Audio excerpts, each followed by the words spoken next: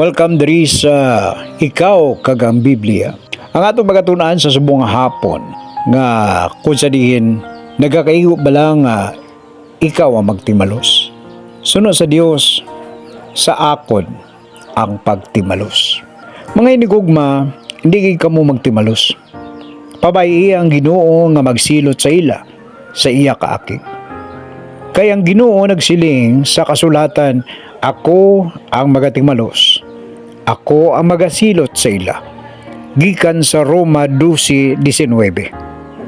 May mga tion nga hatagan ka sang kasakit, traidoron ka, butigan ka, ipakita sa iban nga wala ka sang pulos.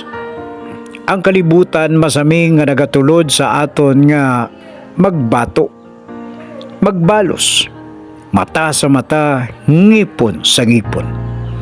Gapahanom duman Diyos, way sa imo kamot ang hustisya, kundi sa Dios gid lamang. Kung kisa, ang mabudlay amo ang magpakalinong sa tion nga gusto mo mag-react, magrason, o kung manindugan. Ang matuod nga kabakod, amo ang pag-ampo sa Ginoo imbis nga magtimalos. Saksi ang Ginoo sa aton kabudlayan, sa aton nga luha, sa inhustisya kontra sa imo.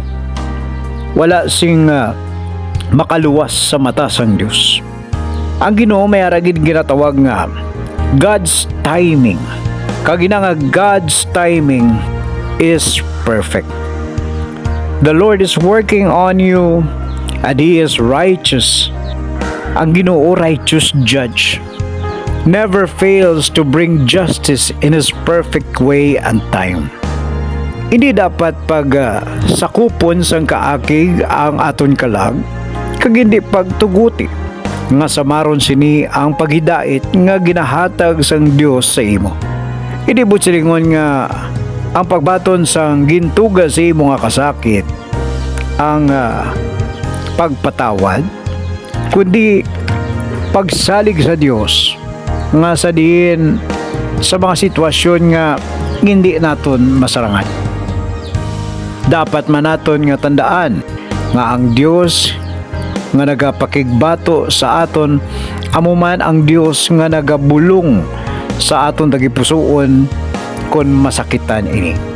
Magpadayon sa imo pagpangabuhi kaupod ang Ginoo kag ang iya katarong. Magpalangamuyo kamo or magpangamuyo kamo imbes nga manumdum nga magtimalos. So ano ba lang dapat naton nga himuon?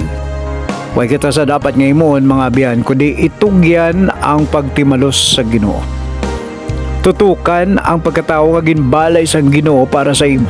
So dapat naton tandaan mga utod nga ang mga kamot nga ginlansangan sa krus amo man ang makagagahom nga kamot nga magapakigbato para sa imo.